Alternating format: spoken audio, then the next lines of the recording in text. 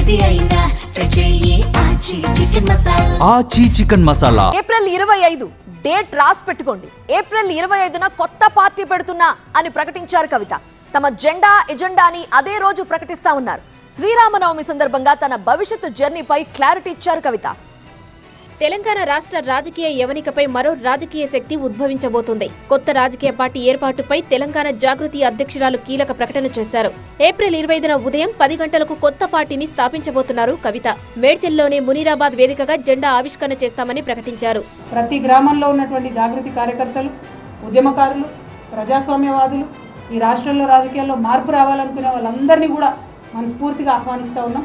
వచ్చే నెల ఏప్రిల్ 25వ తారీఖు నాడు మార్నింగ్ 10 o'clockకి మేము జెండా ఆవిష్కరణ చేసి మా పార్టీ పేరు చెప్తాము. తెలంగాణ ఏర్పడి 12 ఏళ్లు దాటినా అమరవీరుల ఆశయాలైన నీళ్లు, నిధులు, నియామకాలు సంపూర్ణంగా సాకారం కాలేదని ఆమె ఆవేదన వ్యక్తం చేశారు. కేవలం అధికారం కోసం కాకుండా సర్వోదయ తెలంగాణ సాధనే లక్ష్యంగా ఒక కొత్త శక్తి ఉద్భవించాల్సిన సమయం ఆసన్నమైందన్నారు. అనేక మంది వ్యక్తులతోని, శక్తులతోని, పత్రికల వాళ్ళతో అందరితోని స్వయంగా మేము ఒక డెలిగేషన్ వెళ్ళి అందరినీ కూడా కలుస్తాం. ప్రతి ఒక్కరిని తెలంగాణ రూపురేఖల్ని మార్చడం కోసం, సామాజిక తెలంగాణ సాధించడం కోసం, తెలంగాణ అభ్యున్నతి కోసం, ఆదర్శప్రాయమైన తెలంగాణ సాధన కోసం కలిసి రావాల్సిందిగా అందరినీ కూడా రిక్వెస్ట్ చేస్తాను. వీళ్ళు వాళ్ళని కాదు. తాను పెట్టబోయే పార్టీ తెలంగాణలో నెంబర్ 1 స్థానానికి ఎదుగుతుందని ధీమా కూడా వ్యక్తం చేశారు ఆమె. టీఆర్ఎస్ తెలంగాణ ఫోకస్ వదిలేసి మేము నేషనల్ పార్టీ అవుతామన్న క్రమంలో ఇక్కడ అక్కడ అన్నట్టు కాకుండా ఫోకస్ తగ్గింది.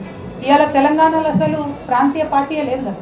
సో రేపటి నాడు మా జాగృతియే ప్రతి ఇంటి పార్టీ అయితే, తెలంగాణ ప్రాంతీయ పార్టీ అయితే 95% ఫోకస్ మా తెలంగాణ మీద, తెలంగాణ సమస్యల మీద ఉండదు.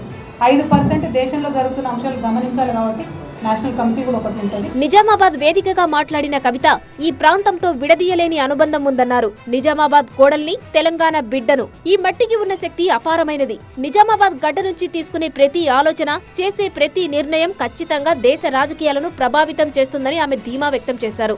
మొత్తంగా కొత్త పార్టీతో ప్రజల ముందుకు రాబోతున్నారు కవిత.